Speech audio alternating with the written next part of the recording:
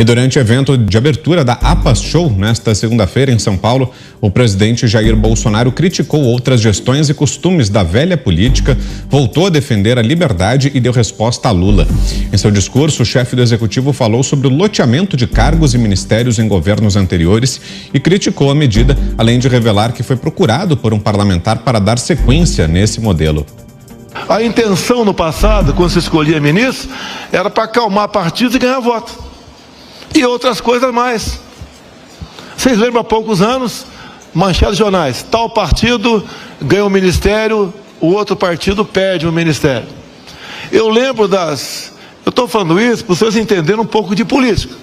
Eu lembro de eu parlamentar, 28 anos, uma votação importante, chegava a lista da fidelidade. O que é a lista de fidelidade? Os parlamentares que votavam com o governo, um projeto não republicano, obviamente, e de acordo com a lista de fidelidade, ele ia, junto ao respectivo presidente da República na época, exigir mais isso ou aquilo. Assim era movida a política no Brasil. Tive reunião no gabinete, quantas vezes chegava um parlamentar gordinho lá, nada contra os gordinhos, né? Olha, se não arranjar esse ministério, não entra em pauta nada, nem na Câmara, nem no Senado. É foda trabalhar assim. Não se pensa no Brasil de jeito nenhum. O Brasil que se exploda. Essa é a máxima, quase que uma regra, porque tem muitas exceções por aí, da política brasileira. Como trabalhar num ambiente desse? Tentam roubar nossa liberdade através de canetadas. O que tentaram nos roubar em 64, tentam nos roubar agora. Lá atrás pelas armas, hoje pelas canetas. Liberdade de expressão. Um dia falaram para mim, olha, e quem levanta uma faixinha de AI-5? Você tem que ter pena desse cara, não é prender esse cara não, tem que ter pena dele. Ele nem sabe o que é AI-5. Aí quem levanta a faixinha, artigo 142. Pergunta para ele, o que é artigo 142? Muita gente não sabe. Assim, quando a esquerdalha me chama de fascista, não sabe o que é ser fascista. Mas eu entendo tudo isso como liberdade de expressão. A liberdade é mais importante que a nossa própria vida. O presidente falou sobre os diversos processos que enfrenta e rebateu Lula, que afirmou que ele e sua família temem ser presos após as eleições. Mais da metade do meu tempo, eu me viro contra processos. Que até já falo que eu vou ser preso. Por Deus que está no céu, eu nunca serei preso. Ele ainda trouxe à tona ajudas que as ONGs recebiam e afirmou que cortou tudo. Tirar dinheiro de ONG. Tinha ministério meu, Onix, que você me alertou até, que dava em média 60 milhões por ano para entidades que voltavam para o MST. Acaba com essa grana. Também, além de ONGs, né? Além desse dinheiro de ministério, tinha ONGs. Cheguei no BNDES, por que o BNDES está dando dinheiro para a ONG? Ah, isso e aquilo. Acabou a brincadeira. Tem boas ONGs. Que se exploda. Quando se faz uma quimioterapia, se mata células sadias também. Acabou o dinheiro de ONG. Hoje vocês não têm quase que notícia de MST. Custou caro para a gente. Enfrentar lobbies, enfrentar setores. Aí vem parte da mídia criticando a gente, porque tirou dinheiro daqui, tirou de lá, não tem um viés social, mas fizemos a nossa parte. Bolsonaro ainda reclamou dos que o acusam de falar palavrão e criticou o novo marco temporal que, segundo ele, prejudicará a agricultura brasileira. Não devemos medir palavras para defender o nosso Brasil. Fico com algum de frescura, ele fala palavrão. Então vota naqueles do passado que falavam bonito e ferravam vocês. A minha passagem de vida militar me fez usar alguns palavrões de vez em quando, peço desculpa aos senhores, mas é uma realidade. O que sobra para mim se o Supremo aprovar isso daí? Eu tenho que pegar a chave da presidência e entregar lá no Supremo, ó, de vocês, ou falar, não vou cumprir. O que eu faço? Isso não é minha vida, é de vocês todos. Por fim, o chefe do executivo também voltou a falar sobre as eleições e a política. Alguns querem a volta à cena do crime. Agora, ele era contra a volta da cena do crime, porque ele queria voltar junto com o criminoso da cena do crime. Que vergonha a política brasileira!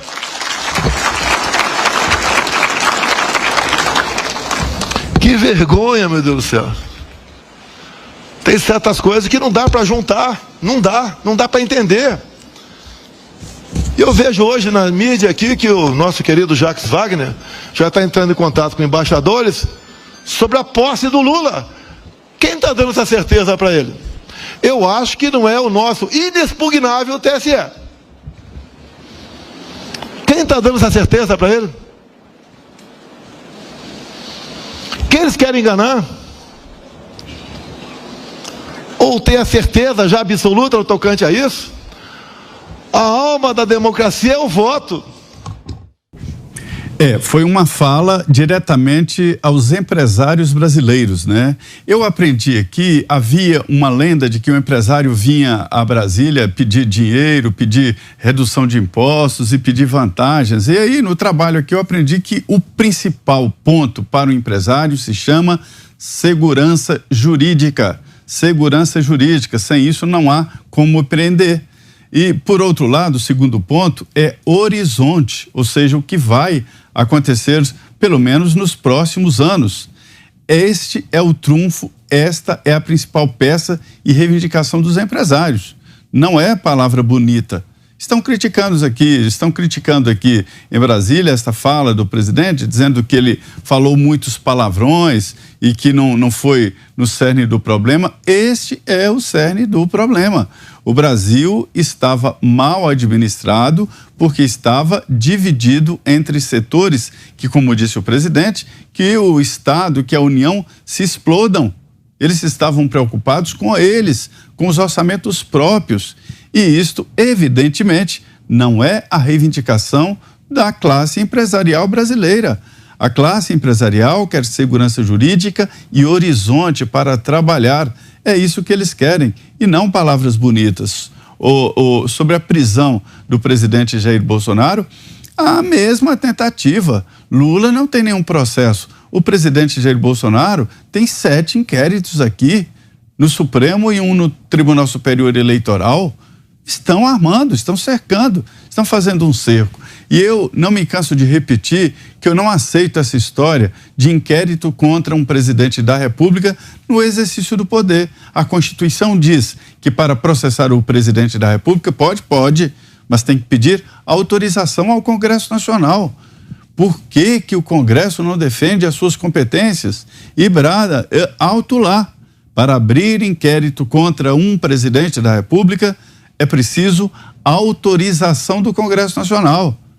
E aí abrem inquéritos. Uma reinterpretação desta Constituição viva que a Ana critica, esta reinterpretação diz o seguinte, é novidade. Diz o seguinte, tá bom, nós não podemos processar o presidente da República sem autorização do Congresso, mas nós podemos abrir inquéritos. E nesses inquéritos é que estão sendo preparados esses cercos, para depois do presidente deixar a presidência da República. E sobre essa distribuição de cargos, essa história do gordinho, ele fala e repete porque foi logo no início do governo. Então, o então presidente da Câmara, que agora ninguém fala mais dele, teria chegado lá para o presidente e pedido, e não é pouco o ministério que queria logo o Ministério da Fazenda, queria ministérios importantes com dinheiro.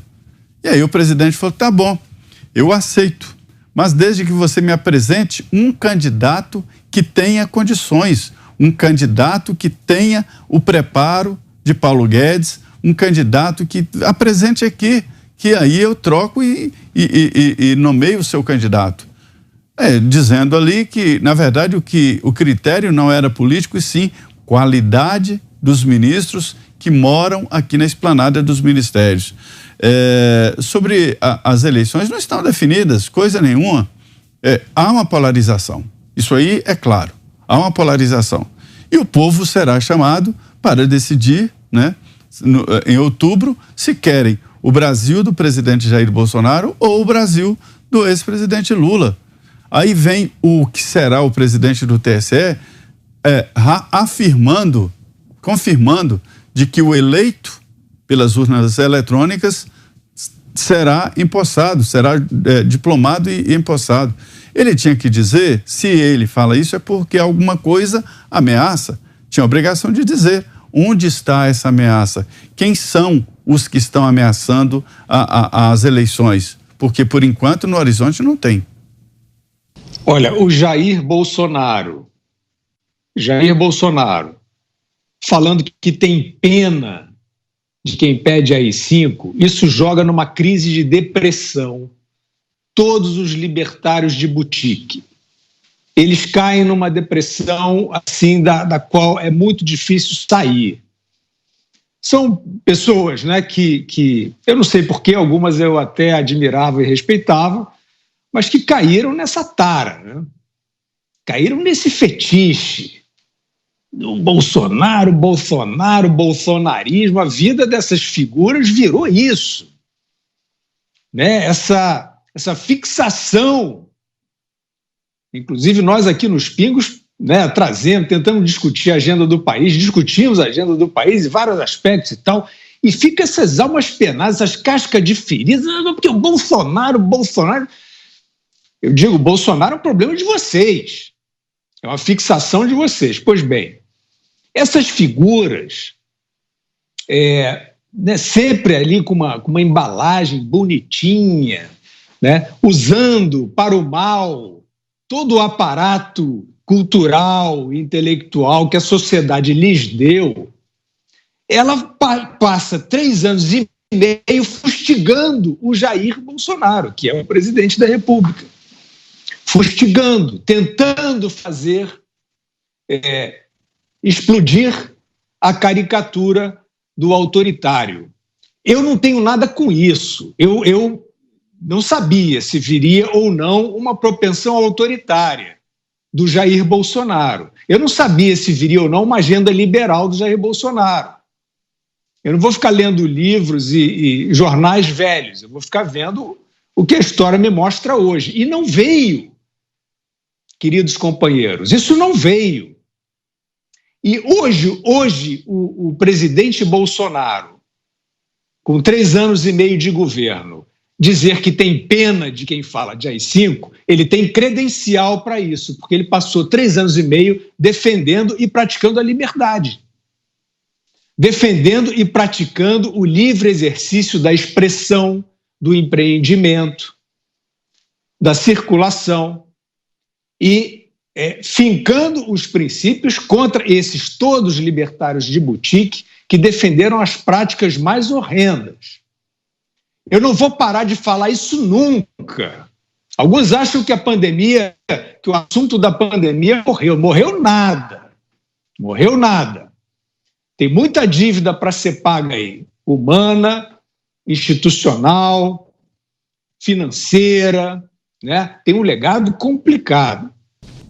Então, só para dizer que esse presidente que traz esta estranha constatação de movimentos sobre a posse do Luiz Inácio Lula da Silva, ele tem sim, como todo brasileiro tem sim, todos os motivos para desconfiar do sistema eleitoral brasileiro. Isso não é uma alucinação, isso é uma realidade. Por quê? Porque o Tribunal Eleitoral, o Tribunal Superior Eleitoral, constituiu uma comissão de transparência a qual ele não quer deixar trabalhar, da qual vieram subsídios sobre aprimoramento do sistema, que está aí o TSE aos gritos, aos chiliques, histericamente dizendo que quem manda é ele, que as normas estão todas consolidadas. E nós perguntamos aqui da planície, criou por quê essa comissão de transparência? Para fingir uma transparência e manter a opacidade? Então, enquanto o TSE não mostrar essa transparência, nós temos todos os motivos para ter dúvidas sobre o processo eleitoral. Vamos cobrar, a população inteira vai cobrar isso. A sociedade inteira está esclarecida sobre esses problemas. Todos sabem que o sistema foi violado na eleição presidencial passada. Não se sabe se houve a fraude ou a extensão da fraude, porque os arquivos sumiram. Os arquivos da eleição, com os dados da eleição de 2018, foram apagados. O TSE sabe responder por que eles foram apagados? Quem mandou apagar? Ora, então o Lula, que tem 800% na eleição nas pesquisas de intenção de voto, está preparando a sua posse. É claro que ele está desconfiado e vai desconfiar e vai fiscalizar. O ponto que o presidente fala, né, sobre, até pede desculpa pelos palavrões que ele fala de vez em quando, é preciso acordar para a realidade das políticas públicas, do que vem acontecendo, né? Em 2016, Donald Trump foi eleito, também ali contra os livros da etiqueta presidenciável. Nossa, como ele é tóxico, os tweets mal criados, né? Tanta gente aí dizendo que Hollywood, principalmente, a bolha hedonista de Hollywood, muitos em Wall Street que queriam um presidente mais alinhado com o Partido Democrata também. Estamos passando mal com esse presidente tóxico. No entanto, as políticas foram políticas embasadas na liberdade. E, obviamente, não estou comparando os personagens, mas o presidente Bolsonaro, ele traz exatamente essa agenda da liberdade, que, na minha opinião, Vitor, é a única pauta possível para esse ano. Liberdade de empreender, liberdade de expressão, liberdade religiosa. Nós temos visto aí vereadores da esquerda no Brasil invadindo igrejas, liberdade de imprensa. A imprensa vai ser calada se Lula for eleito, ele já disse que vai regular a mídia, sim. Liberdade para empreender, tirar as amarras, a desburocratização do Estado. O ministro agora, o novo ministro das Minas e Energia, o senhor Adolfo Saxida, planta essa agenda reformista. É uma agenda para o Brasil, é uma agenda do Brasil, não é uma agenda do presidente Bolsonaro. O presidente Bolsonaro, acontece que ele está no caminho atual, ele é o nosso commander-in-chief, né, aí o nosso presidente no executivo, agora, e se ele entrar em 2023, ele estará no caminho de uma agenda que é nossa, que é do brasileiro, que nós merecemos depois de tantos anos dentro de um país amarrado por esquemas de corrupção, por tentáculos aí obscuros, né, desse partido corrupto, liderado por esse homem corrupto que foi libertado da prisão por um STF totalmente perdido no conceito institucional, no conceito constitucional, que vai à imprensa, que vai publicamente e chama a população brasileira de imbecil. Então, essa agenda que o presidente Bolsonaro é o mensageiro, é uma agenda nossa, nós merecemos essa agenda, né? E o que o presidente fala é muito sério, o famoso follow the money. Fecharam as torneiras, infelizmente algumas ONGs sérias entraram aí nessa limpeza, né? Nessa asepsia que foi necessária no nosso caminho, muito dinheiro sendo jogado fora. O próprio esporte, Vitor, foi usado de uma maneira vil, de uma maneira covarde, através de, por exemplo, um comunista, o senhor Orlando Silva foi ministro do esporte, numa pasta que a última coisa que era agraciada era o esporte, era o atleta. Então, essa agenda de limpeza, de asepsia, da gente focar no que realmente importa, e dentro desse contexto o que importa é a palavra liberdade em várias vertentes, essa agenda é nossa, essa agenda é única, essa agenda é nossa, e nós precisamos seguir essa agenda mesmo com a histeria do judiciário, mesmo com a histeria de uma oposição infantil, mesmo com a histeria dessa imprensa que é vendida, que hoje passa pano, faz vista grossa para um ex-presidiário que roubou o Brasil.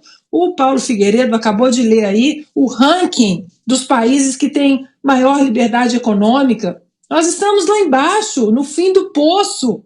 Como atrair investidores? E mesmo assim, mesmo estando lá perdido no meio do ranking da liberdade econômica, vem uma pasta séria como a do ministro Paulo Guedes, do Adolfo Saxida, hoje ministro das Minas e Energia, mas que foi secretário de Política Econômica, de uma pasta séria que implementou reformas importantes no nosso caminho de progresso, libertar das amarras do Estado.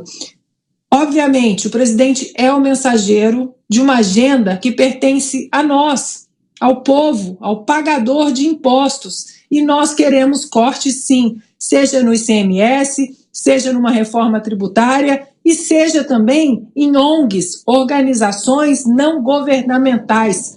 Jamais deveriam estar recebendo dinheiro do governo, que na verdade não é do governo, é nosso.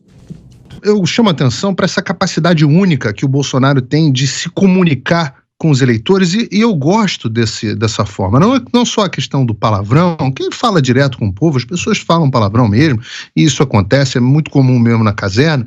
Agora, essa capacidade de se comunicar contando os bastidores da política. Essa forma direta, essa forma franca, essa forma que, com ou sem palavrão, ela gera um pouco de nojinho estético numa elite cheirosa, numa elite, num beautiful people, nas pessoas bonitonas, mas ela coloca o dedo na ferida. Qual foi o último presidente que vocês ouviram reclamar da classe política, reclamar que a classe política era politiqueira e não se interessava com o Brasil? Provavelmente meu avô, João Figueiredo, foi o último que reclamou, que falava que os políticos nunca pensavam no Brasil, pensavam sempre nos seus interesses próprios. E agora nós temos de novo, finalmente, um presidente que coloca as coisas dessa forma. Se você não concorda comigo, já que estamos discutindo aqui nesse momento, nesse ano, Lula e Bolsonaro, alguém lembra do Lula reclamando da classe política? Alguém lembra do Lula reclamando, poxa, os parlamentares não pensam no Brasil? Sabe por que ele não reclamou? Porque ele comprou os parlamentares. Ele comprou primeiro com o mensalão, a estratégia do Zé Dirceu, né? O que foi o mensalão? Foi lá o PT utilizando dinheiro desviado de corrupção através principalmente de agências de publicidade para comprar os parlamentares. Esse que o Bolsonaro reclama, que não pensam no Brasil, tava todo mundo, que hoje fazem oposição, CPI, não sei o que, estava todo mundo tranquilo enquanto estava recebendo propina do PT. Depois o PT voltou, contra-atacou e foi lá e falou, bom, o esquema do mensalão não deu, pegaram, né? O Roberto Jefferson botou a boca no trombone, vamos tentar um esquema um pouquinho diferente. E aí fizeram o Petrolão. O esquema era mais ou menos o mesmo. Eles continuavam comprando os políticos que nunca se preocupavam com o Brasil, mas compravam os políticos com dinheiro da Petrobras, com dinheiro de empreiteira para as suas campanhas. Mas a mesma coisa, mesmíssima coisa. Então, o presidente fala muito bem, ele coloca o dedo na ferida, da forma, do que a esquerda quer também, né? Porque o presidente fala corretamente, isso escapou a muita gente. Em 1964 eles queriam tomar o poder e tomar as nossas liberdades. E realmente, hoje, os ministros do Supremo Tribunal Federal, quase todos colocados por governos de esquerda, estão fazendo a mesma coisa. Estão fazendo uma ditadura, uma juristocracia com o poder da caneta. Exatamente o que eles queriam fazer em 64 e depois em 68 com luta armada, agora eles fazem com a caneta. Prendem opositores, caçam e prendem parlamentares, censuram, fecham veículos de comunicação, tomam bens, como fizeram agora com essa multa do Daniel Silveira. Então, alguém tem alguma dúvida de que eles vão tentar fazer a mesma coisa com o presidente Bolsonaro? Se já estão tentando, desrespeitando a Constituição, como diz bem o Zé, imaginem quando o presidente Bolsonaro eventualmente sair do poder, porque certamente vai sair. Esperamos que não no próximo mandato, mas em algum momento ele vai tentar sair, e esses ministros que estão aí têm cargo vitalício, vão correr atrás de se vingar.